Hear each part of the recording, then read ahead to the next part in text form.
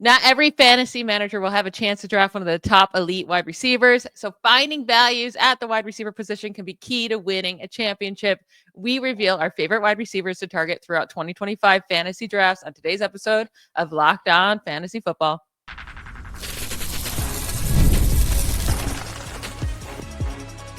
You are Locked On Fantasy, your daily NFL fantasy podcast. Part of the Locked On Podcast Network, your team every day. Welcome into the Locked On Fantasy Football Podcast. Thank you for making us your first listen every day. I am one of your co-hosts, Michelle Magdziuk, and when I'm not doing this, I'm a researcher and fantasy analyst with NFL Network. And I'm your other co-host, Vinnie Iyer. When I'm not doing this, I'm writing about NFL fantasy and betting for sportingnews.com. This episode is brought to you by FanDuel. Right now, new customers can get $150 in bonus bets when your first $5 bet wins. Download the app or head to FanDuel.com to get started. All right, we've been doing a little fun exercises with going through our favorite guys to target each position throughout the 2025 fantasy drafts. We already did quarterbacks on Tuesday and running backs on Wednesday. So today we're going to do our favorite wide receivers to draft throughout different rounds. And let's just start with our favorite wide receiver to target outside of those top elite guys. Because unless you have a super early pick, you're probably not going to get them. So that's Jamar Chase and Justin Jefferson. But also let's just include CeeDee Lamb and Puka Nacua in that group because we know they're going to be great as well. So who outside of those four, Vinny, is your next, like the guy that you want to get if you're later in the first round or early second round? Yeah, part of this exercise also, I wanted to talk more about people I really like and put more of a spotlight on them as we get closer to drafts. And if you're watching the show, you can see I have a Los Angeles shirt. And just by coincidence, I really did not think about this while I was doing it. But my first guy is from LA. It's from the Chargers. It's Ladd McConkey. Right now, he's wide receiver 11 on the board. So you think, wait, that's pretty high for a guy who was wide receiver 22 on average. But that was his rookie season. I think you have to just understand, like, a lot of things weren't maybe breaking in his favor during his rookie season where Justin Herbert struggled early in the year. You had a run-heavy offense. They were adjusting to it with Jim Harbaugh. And he was a rookie. I mean, he's just trying to get used to being the number one guy there with Keenan Allen and Mike Williams gone from the Chargers. So Ladd McConkey was special last year in terms of getting open and developing that chemistry for Herbert. He was 22 last year, but when you look at it in half-point PPR, whatever you're looking at with the scoring, he's a wide receiver 11, 12 through week 18 from week 11. So in the second half of the season, and when it was time to rev up for the fantasy playoffs, Ladd McConkey was fantastic and showed that he is a true number one and not just a guy that they're going to put in the slot, a go-to guy all over the field. And you have 88 vacated wide receiver targets for the Chargers. It doesn't seem like a lot, and it's not compared to other teams, but that's significant enough for him to see increased targets, develop better chemistry here with Herbert in year two. Full offseason, we know, with the team. He was not drafted this year, so he could work out and get on the same page with what they're doing here a little bit more. So I do like Ladd McConkey. He's one of those guys I think just gets open all over the field. He's reliable. I think he reminds me a little bit of Amon-Ra St. Brown, right? And the way that St. Brown came on late in his rookie season, okay, we might have something here. But then we were like, is he the only guy there? Is that why this happened? Other people were in the mix. And then St. Brown has continued to be one of the best fantasy assets throughout his career. And I think that's a lot similar to McConkey, where he's starting out as a slot guy that can do some things, but, oh, yeah, he can play outside. He can score some touchdowns. He can make some big plays. Then all of a sudden you're looking at a complete, not only reality receiver, but complete fantasy receiver. So I'm really excited about Ladd McConkey. Now, his price is definitely elevated, right? When you look at wide receiver 11 in a lot of places, even ahead of A.J. Brown. That seems insane, right? But no, he's a guy that I think is going to live up to those expectations because the skill set, talent, usage, and the importance on his own team are all there. Yeah, when you're looking at his ranking at 11, there's not many guys behind him that's just like the clear cut, target hog on his team. It's Jackson Smith and Jigba and Garrett Wilson pretty much behind him, where you're like, okay, those guys are going to get a ton of targets, just like Ladd McConkey. But the thing is, I trust Justin Herbert way more than Sam Darnold or way more than Justin Fields to get those two the ball, right? And then also with Jackson Smith and Jig, but he does, like Cooper Kupp, I do think is washed and pretty much done. But at the same time, if he's out in the field, he is going to demand targets. He's also that type of just possession wide receiver that gets those short chunk yardage. So that could definitely take away from him. Well, there's no one there with Ladd McConkey to steal those type of possession receptions. And we just saw him completely break out in the second half of last season, averaging nearly 15 points per game in half PPR from weeks 8 through 18 after a slower start to his career. But that already put him at wide receiver 11 in points per game during that span. So I think wide receiver 11 right now is very, very fair because he should make that jump from year 1 to year 2. So I like that pick. Now I'm going a little bit higher. I'm going with Nico Collins. He's sitting at wide receiver 7. And I think he should be up there with CeeDee Lamb and Puka Nacua, right? Like, I'm surprised that Fantasy Pros right now in their tier 1 of wide receivers, they have Jamar Chase, Justin Jefferson, and CeeDee Lamb all in tier 1. I think Lamb doesn't really deserve to be there. If anybody did, maybe Puka Nacua, but I think Nico Collins also has a case to be up there. He was a wide receiver 6 last year in points per game among guys that played at least 8 games. And that was with him really struggling after coming back from the hamstring injury for some of the games, and just the Texans offense struggling to the end of the season, because weeks 1 through 5, he was destroying the NFL. He was averaging 18 points per game in fantasy. He was averaging 113 receiving yards per game. That led the NFL. He got the hamstring injury in week 5, didn't come back to week 11. Had a bad week 11, but a few more really good games in there, and then the offense kind of stalled out. They played some really, really tough pass defenses against the Chiefs and the Texans and the Titans to end the season, but we saw him come right back to life in that wild card game against the Chargers, another good defense, and had another solid game against the Chiefs in that divisional game. So I'm not worried about his injury. Yes, they added some rookies, but he's going to be the clear-cut guy for CJ Stroud. And we saw him in back-to-back years put up the same production as wide receiver 6 on average. But what we did see is his targets increase last year by almost 1 target per game. So if he can do that and stay healthy, I think he's easily a top 5 wide receiver next year. So wide receiver 7 value I really like. Yeah, and there are some questions about CeeDee Lamb. I mean, you actually have a legitimate number 2 receiver now in George Pickens. Jake Ferguson is not going to go away at tight end. Then you look at Puka Nacua. They added Devontae Adams, who's no slouch, right on the other side. And then Adams is going to be a lot bigger factor than Cooper Kupp was, a fading, injured Cooper Kupp. Adams is going to be revved up, and they're almost co-number 1s there in Los Angeles when you look at it overall. And you look at the situation with Collins. I mean, he did a lot of his production last year when Tank Dell and Stephon Diggs were around, and then Diggs got hurt, and now he's on the Patriots, leaving after 1 year in free agency. You got Dell, uncertain future with his injury. So Nico Collins back to a very certain alpha on this team, right? In terms of CJ Stroud is going to look his way a lot. He's going to dominate targets on this team. And last year we were worried because they might diversify targets, right, between Dell and Diggs, but now those guys are not factors, and Collins is back healthy. He's got a new deal that he's going to play up to. So Collins, again, profiles as that guy that you want in fantasy for a long time. He's a big target on the outside. He can score touchdowns. He can stretch the field. So everything about his physical profile has said he can be a top, not only reality QB, but fantasy QB. People of that size and strength usually dominate all over the field. So we've seen it when he's healthy, and that's the only question, right? Hamstring, whatever. But we know CJ Stroud and Collins have a great chemistry.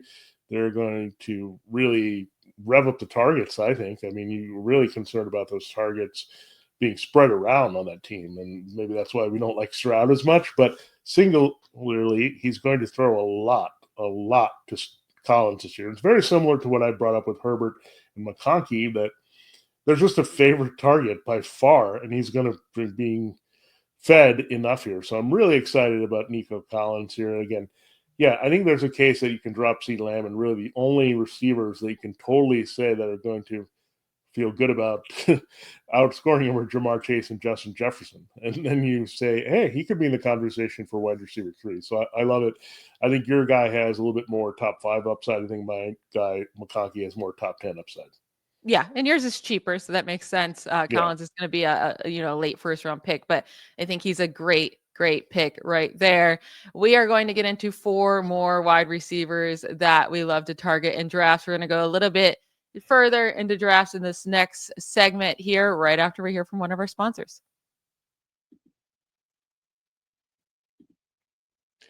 All right, this episode, Locked On Fantasy Football, is brought to you by FanDuel Sportsbook. Summer sports are in full swing. Yeah, I'm excited because baseball is going to the unofficial second half here. We're past the All-Star break. And whether you're all about baseball under the lights or you want to get in the golf action with the British Open this week or high-stakes soccer, there's all kinds of tournaments that you can look at. FanDuel is the best way to make every game even more exciting, whether it's on the diamond, on the green, or the pitch. You're already following the action. Why not make it a little bit more thrilling with FanDuel? You can get in on the game while your friends are getting sunburned at the beach, uncomfortable. You can be cool and be into the hot action on FanDuel. I've been using FanDuel, again, to track all my favorite matchups and tell me where I'm going to find the best odds, whether you're looking at baseball, golf, soccer, WNBA, whatever you have. They're going to have new daily promotions and ways to win.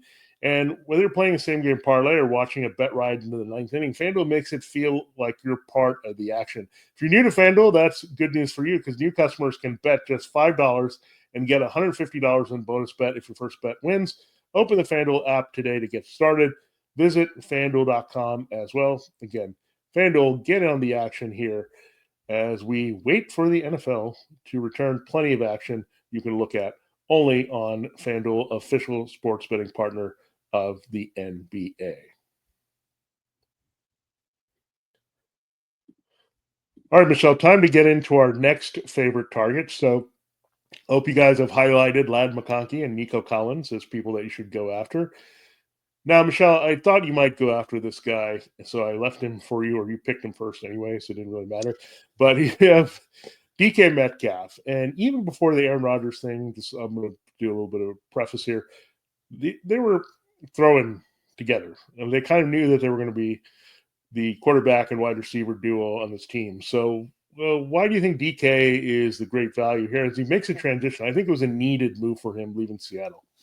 It was, and it's been a while since we've seen him put up a big year and a big fantasy year at that, because it's been since 2020 since he's been even inside the, better than wide receiver 20 on average in fantasy. And typically I am off of DK Metcalf. I don't think he and Geno Smith had a strong connection. Well, it's yet to see if he and Aaron Rodgers do. But the thing is, it's either they have a strong connection or Aaron Rodgers is throwing to no one. I don't know who else he's going to throw to, right?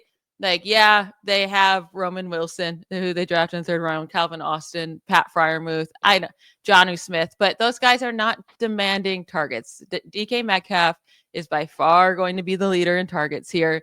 And I feel like we're discounting his season last year as so bad. It really wasn't that bad prior to his injury in week 7. Weeks 1 through 7, he averaged 12.6 fantasy points per game. That would have put him at wide receiver 20 on average on the season. Weeks 11 through 18, after coming back from the injury, it dropped all the way down to 8.7 points per game. But in the 10 games that Metcalf had at least 6 targets last year, he averaged 12.3 points per game in those 10 games. George Pickens last year averaged 7.4 targets per game. I cannot imagine that DK Metcalf is going to average fewer targets per game than Pickens did last year. They really haven't added anyone whatsoever, and they got rid of Najee Harris. They're going to have to rely on a rookie running back, but also I just think they're going to have to pass more this year with their defense as well.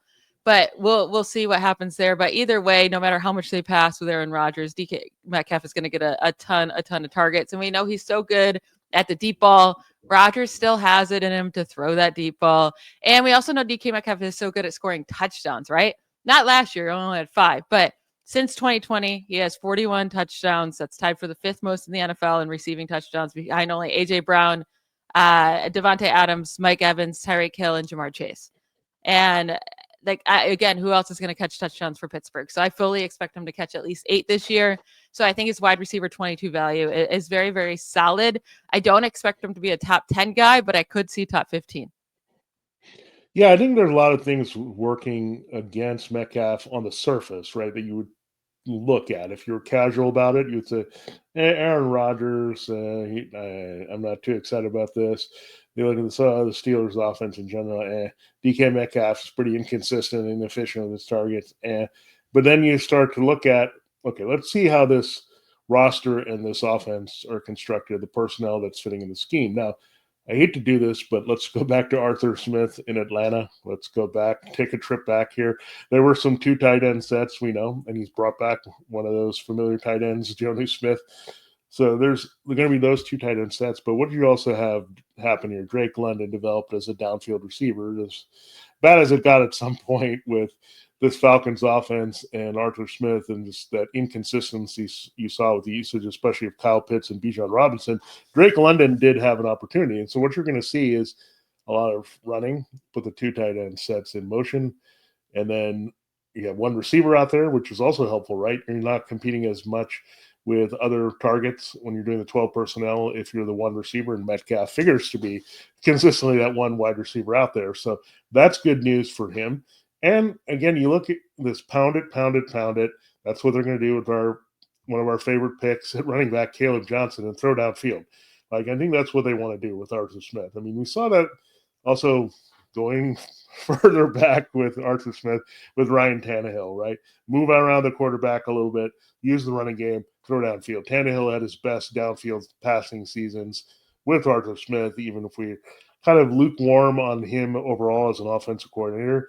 There's some concepts and things that I think Rodgers can thrive in. So getting there, but it all circles back to Metcalf being a central part of what they're doing in Pittsburgh, and has to be. So again, we thought they might keep George Pickens. How is that going to play out? Well, they moved Pickens. So everything is kind of cleared up here for Metcalf to take it. So I think this is going to be great for Metcalf. He was rolling there with Russell Wilson, but the Geno Smith thing didn't work. I think Aaron Rodgers thing is going to work for him a lot better. And I think you're going to get a real good value at wide receiver 22. I agree. And now, who's your favorite target in this like 3rd, 4th tier after the first couple of rounds? Yeah, I got so excited about your pick, so I have to roll it back. And I'm wearing my Los Angeles t-shirt. Did I mention that for Ladd McConkey? So I got to stick with that theme here. And I said Puka Nacua may not be the best to value early because of Davante Adams. Like, everyone wants to write off Davante Adams as being done. I mean, he's a Hall of Famer. We know that with his scoring. I mean, it's just been fantastic. He's been one of the most consistent receivers in terms of finishing in the red zone we've ever seen, really. And last year, he was actually the average wide receiver 10. What is he ranked this time? Wide receiver 17. What was he ranked from weeks 11 through 18 when he was there with Aaron Rodgers and the Jets? He was at wide receiver 3. Guess who was only ahead of him? Puka Nacua. So Davante Adams has plenty left in the tank here. And again, he's now a co-number 1. I think that's how it's going to be treated. It's not, Puka Nacua is great, whatever. And Adams is, he's the old dude that's playing the possession on the other side. That's not how it is, right?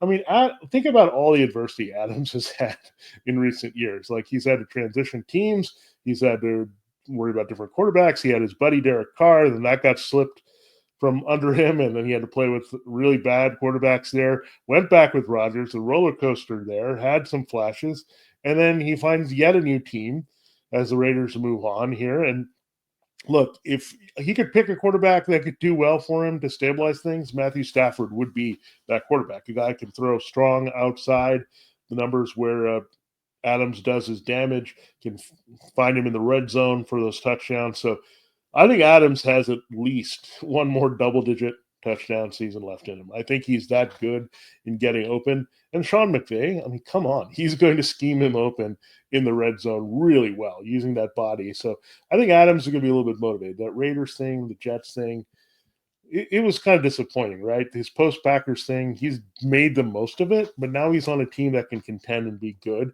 And I think that's going to motivate Metcalf as well. So I think wide receiver 17, you're getting absolute steal from this guy. Because, again, I'm high on Matthew Stafford, so feel good. If I like Stafford as a sleeper, then I like Adams not too far behind Nakua. And again, wide receiver 17, a very good value. I'd much rather, I think, take him here than go Puka and take him at wide receiver 4 or whatever he's going at. Yeah, I won't be surprised if Adams finishes more touchdowns than Puka Nacua. Not whatsoever. Now, I do think Nacua will lead in targets and receptions, but I do think Adams' touchdowns can kind of, merge that bridge there a little bit, because I don't think Adams will be too far behind him when there's not really any other guys for Matthew Stafford to like heavily target in that offense. So I like that pick by you. We're going to go through 2 more of our favorite wide receiver targets in the later rounds of drafts. We'll get to that right after we take a quick break.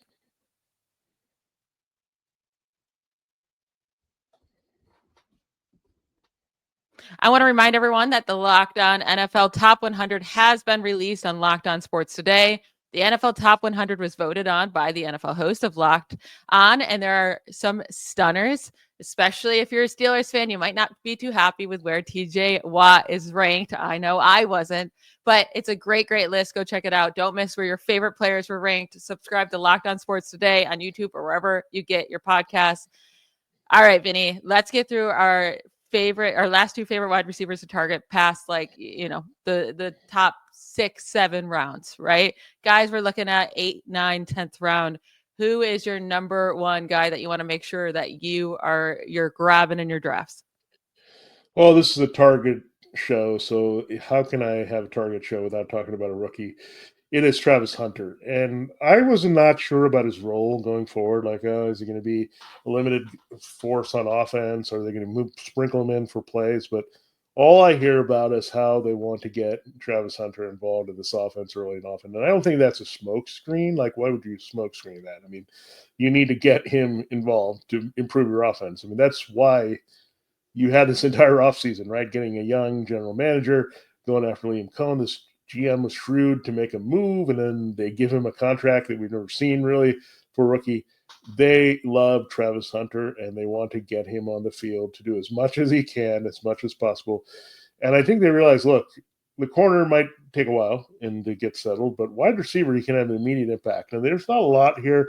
They have quite a few vacated targets that we're looking at wide receiver, 112 at wide receiver alone. So when you look at that, I mean, they've moved on from Gabe Davis, totally blown it up a little bit here after Brian Thomas Jr. So I do like this quite a bit here. They don't have Evan Ingram anymore either, so they're going to need a key target and Liam Cohen offense. We've talked about it. Michelle like Travis Etienne coming out of it. I mean, just like back to those offensive coordinators that we have a lot of faith in, especially the guys that have switched teams that are going to have new impact on those teams. Well, Brian Thomas Jr. and Travis Hunter are really good 1-2 punch here at any wide receiver spot you can consider in the league, right? I mean, they're young, but the inexperience, the talent is going to outweigh that easily. I mean, Hunter is going to get open, and that's what I like about it, that there is a Brian Thomas Jr. Hunter is not going to have to fight the number 1 corners. I think he can get open against number 2. And you look at his numbers at Colorado, he's totally capable of being an outside number 1 as well. So I think there's some versatility there that could move around both these guys, get them open. Liam Cohen knows how to get these guys open. We've seen it, whether it was Mike Evans or Chris Godwin or Jalen McMillan. He's going to get wide receivers in position to succeed. They can also run some short of the gadget plays, right? We've seen that where they just throw the ball short and they shoot out of a cannon and get into the end zone. So I think you'll see some plays designed like that for Hunter. So I'm excited about Travis Hunter. Again, he's at wide receiver 33 right now. So I know you're going a little deeper with your pick, but he's a guy I'm circling in a lot of drafts because everyone, again, is going to look at Brian Thomas Jr., much like people looking at Puka over Devontae Adams, but do not overlook the value of the number 2 receiver in these 2 situations.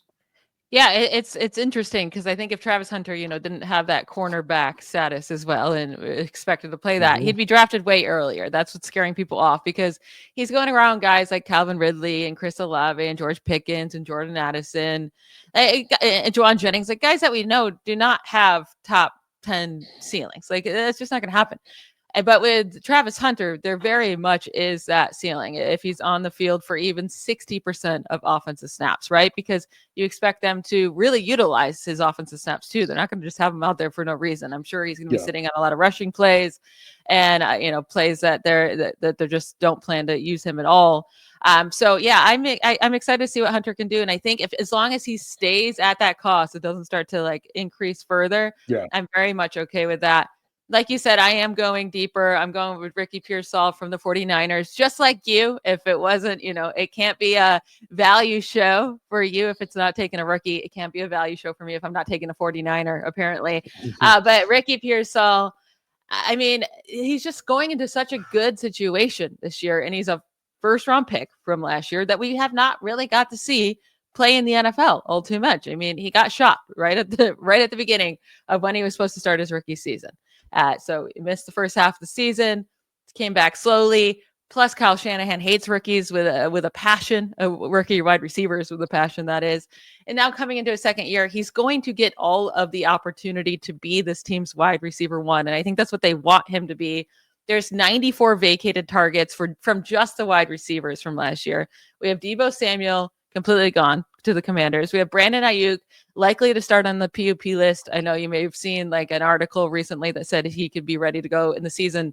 If you clicked into that article, it said he's most likely to start on the PUP list, and he might not even come back even once he's eligible after that. So we have no idea when he's going to be back. Demarcus Robinson, who they signed in free agency, the only guy really they signed at wide receiver. He's likely to be suspended at least 3 games to start the year due to the personal conduct rule. We have Juwan Jennings. He wants a new contractor to be traded, so there's drama there. And the 49ers defense on paper is not looking very good whatsoever. So they're going to have to throw the ball a lot. And Brock Purdy is going to have to find Ricky Pearsall. They've been working a ton together this offseason. I think they're going to have that strong connection. We didn't get to see enough from him last year with everything combined, with all of the targets there, with the gunshot wound. He only had 3 games last year with at least 6 targets, but in those 3 games with 6 targets, he lived it up. He averaged 18.6 fantasy points per game. He scored at least 15 fantasy points in each of those 3 games. He scored a touchdown in all 3 of those games, averaged 94 receiving yards per game over those 3 games. So, I do think the talent is absolutely there for him to be the wide receiver one. He's going to get the opportunity. So, him going as wide receiver 45 on average right now in ranks, 105th overall, in 9th round pick. I mean, you're choosing him over guys like Josh Jones or Javonte Williams or Zach Charbonnet or Jordan Love, Cooper Kupp. It's a bunch of guys that have no upside. At least go for that huge upside with Pearsall. Yeah, when you look at the situation, can he be the number one? I mean, that's what the question we're asking for. I mean, really, there's a couple of those variables. The Juwan Jennings thing has popped up as a new thing. The other bigger one, of course, is Brandon Ayuk's health. Now, can Pearsall creep into that key target situation with George Kittle? That's going to be the key here for him. So, excuse me. Well, you look at that and say, hey, they might use him in the Deebo Samuel role a little bit, right? I mean, I'm not saying they're going to give him carries because you have Christian McCaffrey and some different type of depth at running back right now. But when you're looking at it overall, that I think they have to use him and deploy him all over the field because they need weapons and they need to score a lot here to protect their defense, put it in better positions here. So, again, Kyle Shanahan, as you said, he's a little bit reluctant on the younger players, but now they have to rely on Pearsall. So, again, watch Ayuk's health. That's key.